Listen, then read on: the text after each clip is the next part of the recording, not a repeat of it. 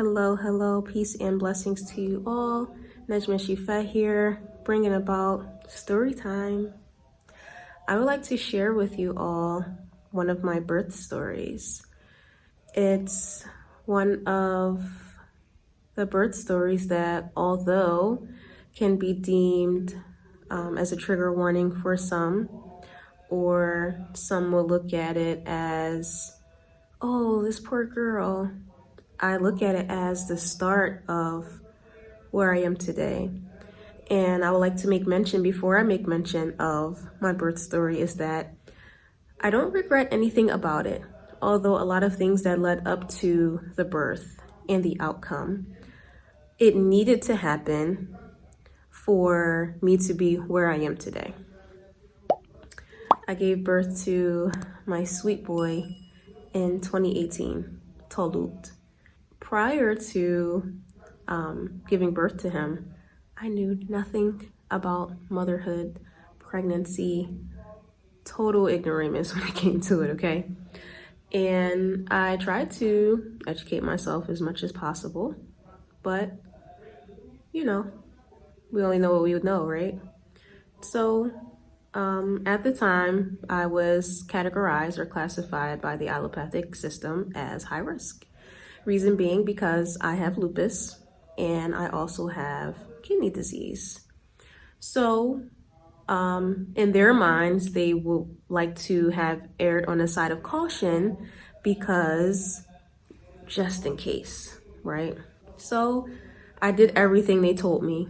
I took all the medicine they told me, never missed an appointment, did everything by the system as they told me to have this great successful birth, all for it to turn out how it did. Okay, when I was about 35 weeks, I would go to see the MFM, which is the maternal fetal specialist, and they had me doing stress tests every week, which my baby absolutely hated.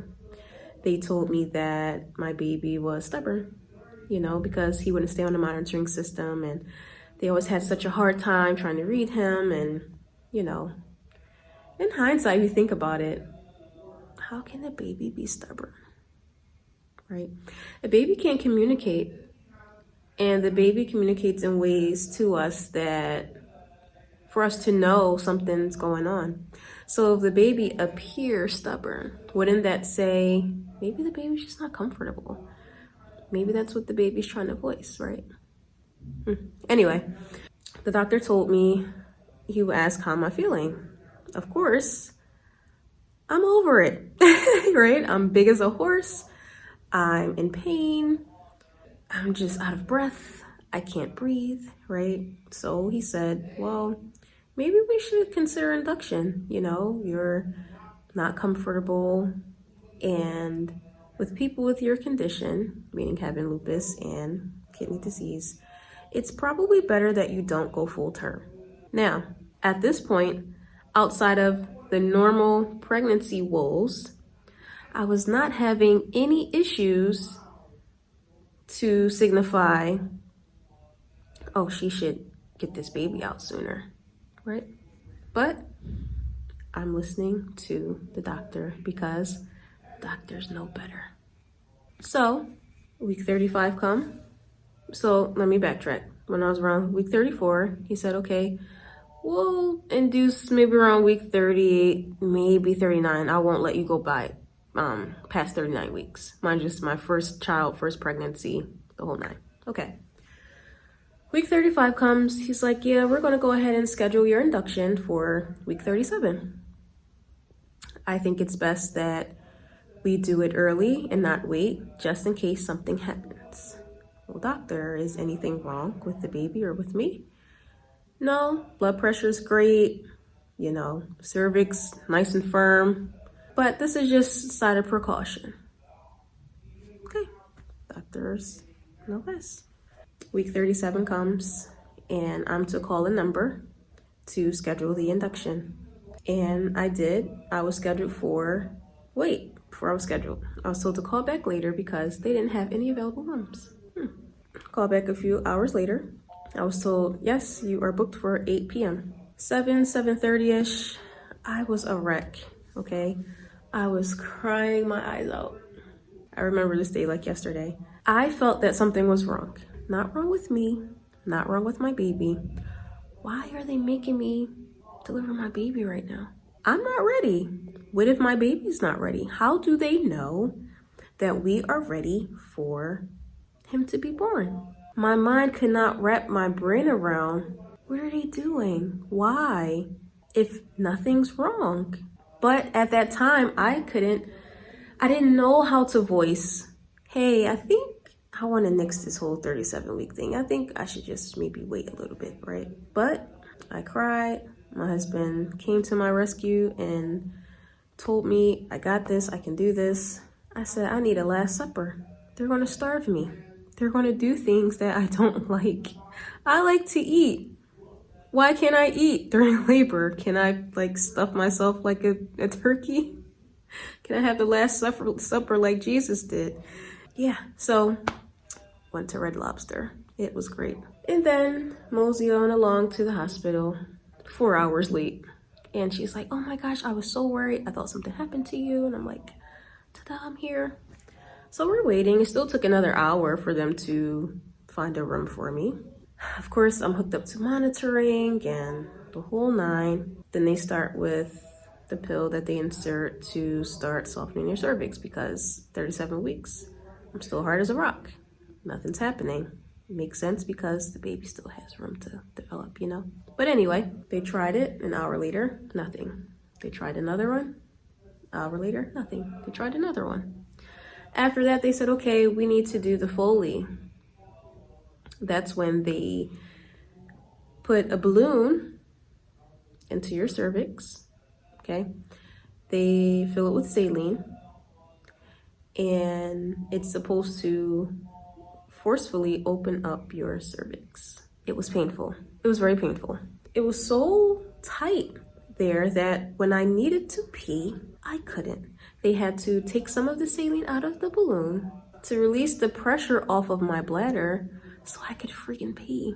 Not fun. But of course, because I'm on fluids, I gotta keep peeing. So I'm like, well, how much longer does this have to stay in? They're like, well, when you're about a 4, it should just fall out. So, okay, let's see what happens. So it started to work. And then they said, okay, we need to put you on a Pitocin drip. We need to get this going. Okay. So she said, do you want to get an epidural? Absolutely not. I would like to go through the natural birthing process. She's like, well, honey, it's not a marathon. If you're in pain, I'll give you pain meds. No, I want to be aware of what's going on with my body. You know, I like to feel, I need to know what's happening, right? So she tried to undermine me wanting to be within my natural state, as if something was wrong with me wanting to be in my natural state. Anyway, so they start the Pitocin, and man, did it hurt. Oh. Now, with me knowing now a natural process of birth, and at that time not knowing, now when I can compare the two, there's nothing natural about that Pitocin, I'm telling you. The Pitocin is I felt that it was forcing my body to do something that my body was not ready to do. My body was not ready, okay? But I went with it. I'm laying in bed on my side and I'm like, oh, I'm dying. What is this? Help. And then I got the inkling, girl, get up. What you laying down for? Why would I want to get up, right? I don't know. All I knew was laying down hurt and maybe getting up will help. I got up. I said to my husband, I have to figure out something because this doesn't feel normal, right? This back to back instantly. That shouldn't happen. So we were walking and she's like, oh, you have to be on the monitor. You have, listen, lady, listen, monitor my behind. I need to walk, okay? My body is I don't know why. My body is telling me I need to walk. I'm going to walk. So they had me pull the machine with me, and I was pacing back and forth in the room with my husband, and it was working. And he was talking to me, and I was kind of in a trance, and I was pushing through these contractions, and I felt great. It felt better. Then, of course, they're always coming to check you. Why is that? I'll get to that in a later post. Why it's a thing that they stick their foreign fingers up your vagina. But anyway, they're like, okay, great. You progressed a lot.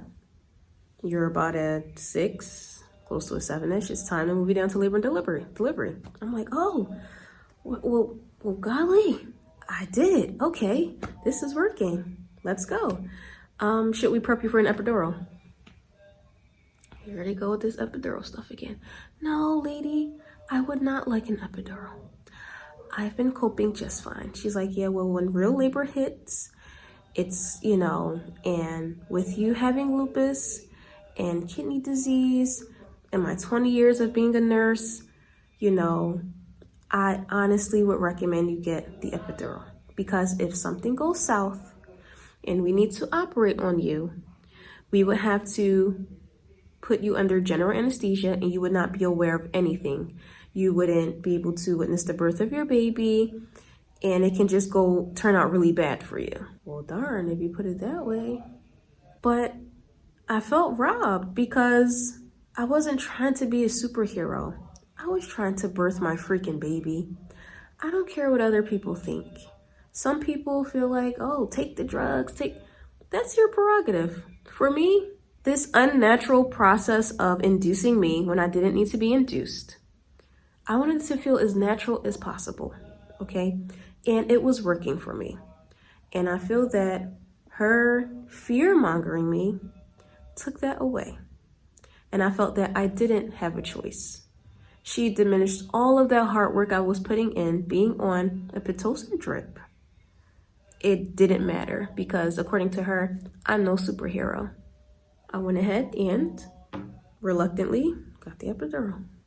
It stung. It hurt. I mean, I've seen my own mother get an epidural, and I said, I'm not ever getting that bullcrap. That looks scary. But I did.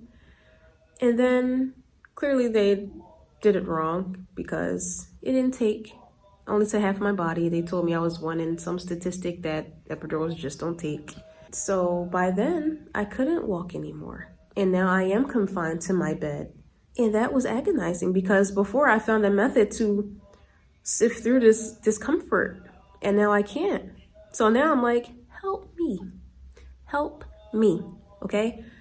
I can't do anything else besides lay here. And laying here, I know it's gonna hurt. So I don't remember what they gave me. They just told me to push a button, and I was out sleepy bye la la land. I remember having a dream that a balloon burst, and I woke up and I felt a little icky, but I couldn't really feel, so I wasn't sure.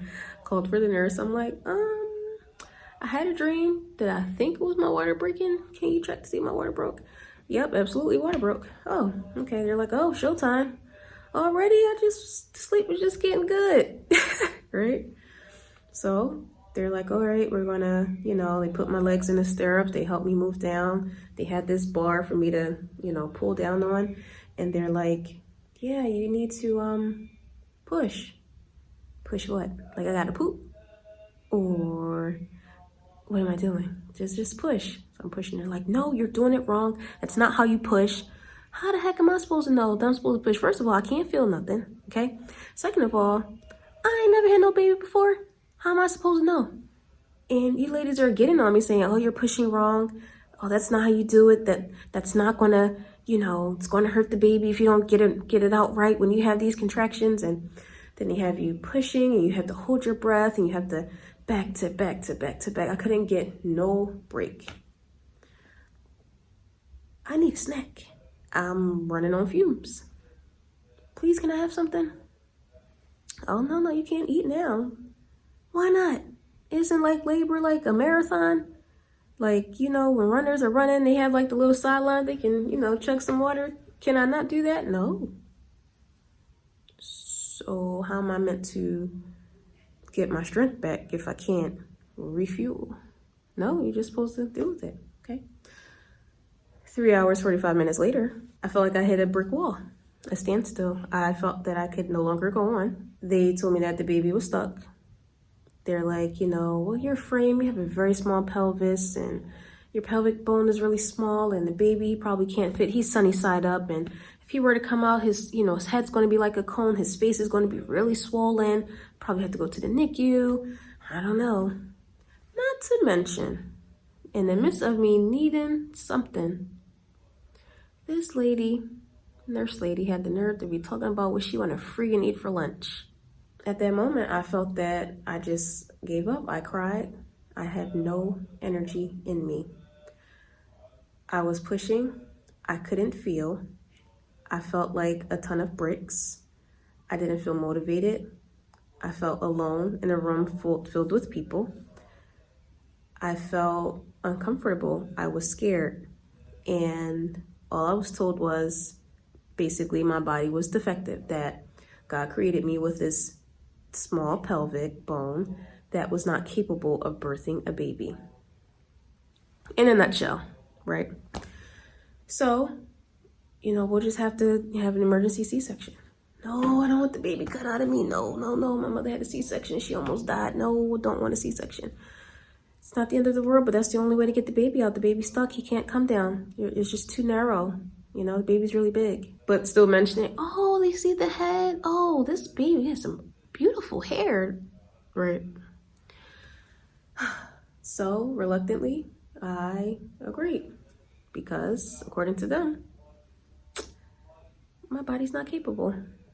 I tried and I failed. My body, according to them, failed me. I waited. I had to wait for an anesthesiologist because the epidural didn't take. They had to do something else called a spinal tap. And if the spinal tap didn't take, then I needed to get put under general anesthesia. So just praying that them inserting something else in my spine, that it took. So I'm in the OR. My husband's waiting to enter. They numbed me. And all I remember was, I can't breathe. I could not breathe. I couldn't even feel when I would inhale. I couldn't even feel that my lungs were filling up with air. I thought I was dying. I'm like, oh man, they did something. Something's going wrong and I'm dying. I'm newly married. Going to have this baby that's going to be left with my poor husband. A baby that I never got a chance to meet. What the heck? And I'm strapped down on the bed and they chain my arms up and I'm telling them I can't breathe. And I was breathing in short, shallow breaths because I couldn't feel that I was breathing. And they're like, oh, she said she can't breathe, check her. They're like, oh, her O2 stats are great. And I had to just say prayers in my head because in my mind, this was it. There was no way I was surviving this. And then I felt pressure. I could feel when they cut me and when they had their hands in me to pull the baby out. And even when they had the baby out and he told me he was going to clean me out really good. Like I was a freaking car. You're going to clean me out really good. Okay, doc. And then they told me, oh, she's beautiful. When all along I know I was having a boy. I could not talk, but I had enough strength to muster out her. They're like, oh, wait, sorry, yeah, it's a boy. I was in and out of it. I was doped up. It was a mess. It truly was a mess. By the time I got to hold my baby, I felt so disconnected. I felt like, who the heck is this? This is not the kid that was just in me for 9 months. Can't be. Why don't I feel anything?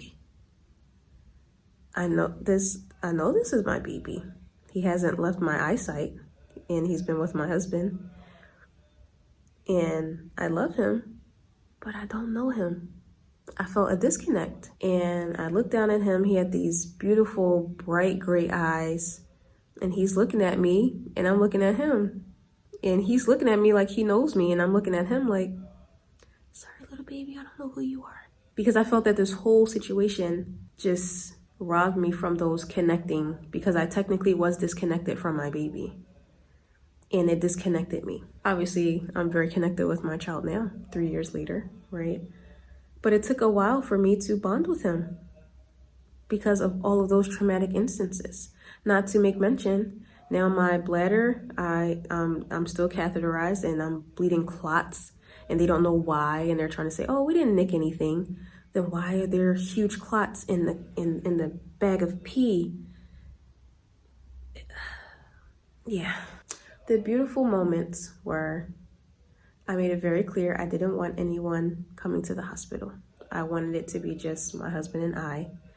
And I cherish those moments because although I struggled with bonding with my baby, I had the moment where it was just us.